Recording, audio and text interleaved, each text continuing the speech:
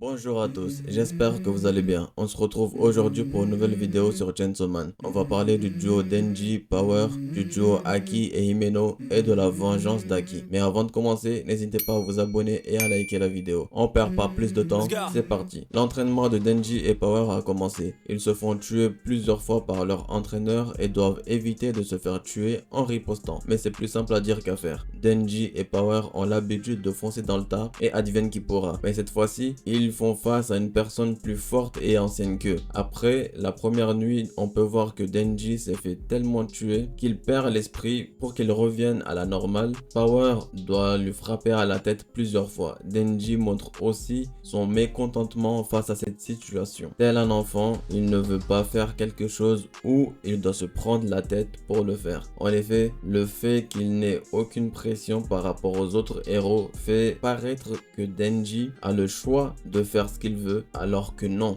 au final, car il est manipulé et entraîné à tuer le démon flingue. On a donc une sorte de relation père-fils avec l'entraîneur qui force Denji à s'entraîner de la manière qu'il veut et Denji qui boude et s'énerve comme un gamin. Power lui propose donc de s'enfuir comme elle l'a déjà fait quand Himeno s'est fait tuer. En effet, Power pense qu'à elle, elle n'a aucun remords à laisser un allié dans le champ de bataille pour sauver sa peau. Mais Denji refuse, ça serait perdre son confort et la chance d'embrasser Makima, car Denji a déjà atteint son premier objectif: avoir une vie normale. Power propose donc de réfléchir pour une fois pour vaincre leur adversaire. Denji dit alors oui, faire comme les mecs intelligents dans les mangas, ce qui montre encore une nouvelle fois à quel point les personnages sont à l'aise dans Chainsaw Man. Denji parle comme s'il était dans la vraie vie, alors que lui aussi est un personnage de manga, ce qui nous fait l'aimer encore plus car il se rapproche de nous en sortant de sa case dans laquelle il est et nous dit par cette phrase que Chainsaw Man est plus qu'un manga.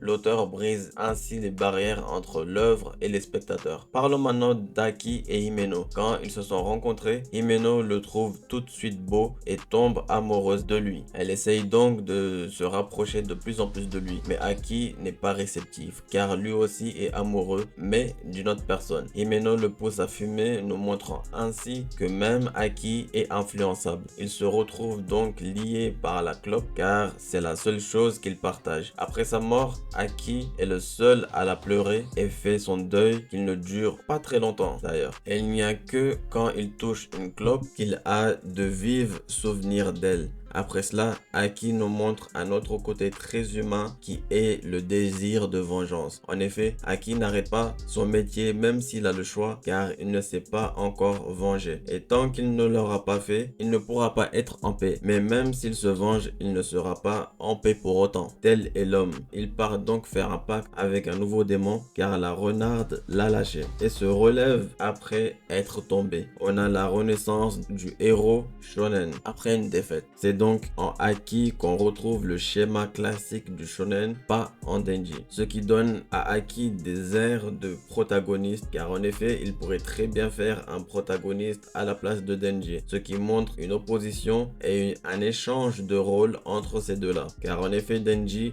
agit plus comme le personnage sombre et sans cœur et Aki le personnage qui comprend les autres et qui a des sentiments. Alors qu'on s'attendait au contraire. Chainsaw Man nous prend encore à contre-pied et c'est ce qui rend l'œuvre unique. Denji continue avec Power l'entraînement où il s'entraîne à se maîtriser et à ne pas laisser l'ivresse du combat, comme il le dit, les emporter et rester le plus calme et lucide possible pour pouvoir gagner. Aki aussi a une sorte d'entraînement ou plutôt un power-up avec son nouveau démon. En effet, celui-ci est le démon futur. Il a une forte personnalité plutôt cool et s'ambiance tout le temps. En face, il a Aki sérieux et qui esquisse même pas un sourire. Mais les deux vont travailler ensemble. Le démon lui demande de mettre sa tête dans son ventre car il y a un œil et c'est ainsi qu'il pourra lire le futur d'Aki. Il lui dit donc qu'il veut habiter dans son œil droit et lui dit qu'il va mourir de la pire des manières. On sait déjà qu'il reste à Aki 2 ans de vie. Mais là, on apprend une information en plus. Aki l'arrête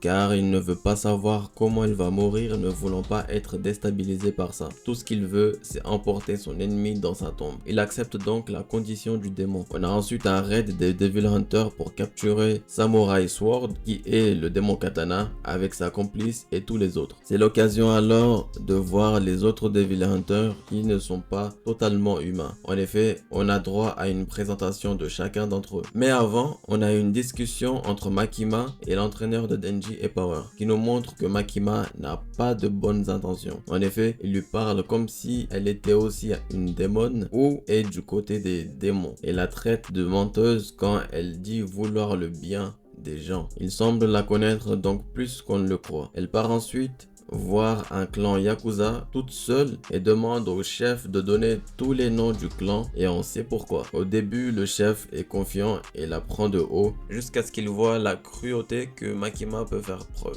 En effet, elle a ramené un sac dans lequel elle a mis tous les yeux de leur famille, du chef aux soldats. Le chef se voit alors obligé de l'obéir tout en perdant le total contrôle face à Makima. Un des Yakuza essaye de la frapper mais se fait tuer par Makima juste avec un regard. On a ensuite le raid des Devil Hunters et la présentation des nouveaux personnages. Vu que le raid est mené par Kishibe, l'entraîneur de Denji et Power, le plan est donc simple. Il n'y en a pas. On rentre et on tue tout le monde. Du moins, on capture tout le monde. Il y a donc le possédé du requin qui peut se déplacer où il veut en nageant, rappelant Seigneur Pink dans One Piece. On a ensuite le possédé de la violence qui ne s'est pas affaibli en devenant un possédé. Les Devil Hunters lui ont donc mis un masque empoisonné pour le contrôler. On a ensuite le démon araignée qui a une forme humaine et qui l'utilise souvent et qui peut sympathiser avec les humains mais ne reste pas moins un démon. Et le démon ange qui suce l'espérance de vie de tout ce qu'il touche. Et contrairement à ce qu'il laisse croire, il n'a rien d'un ange, à part le nom.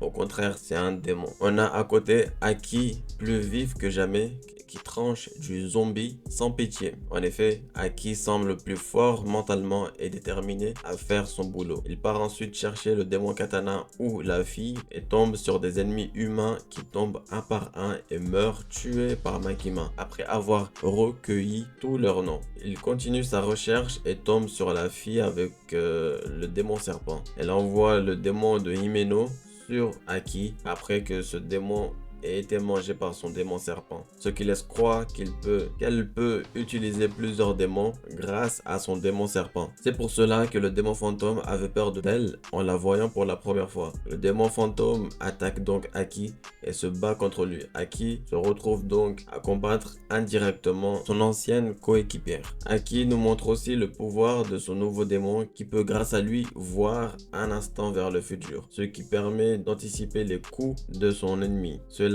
fait penser à One Piece avec le Haki de l'observation de Katakuri et Luffy. On a donc Haki qui peut utiliser le Haki, mais le démon fantôme plus fort que lui, il le bat et son sort semble scellé. C'est tout pour cette vidéo, j'espère qu'elle vous a plu. Si c'est le cas, n'hésitez pas à vous abonner et à liker. Et on se retrouve très bientôt pour une nouvelle. Adios!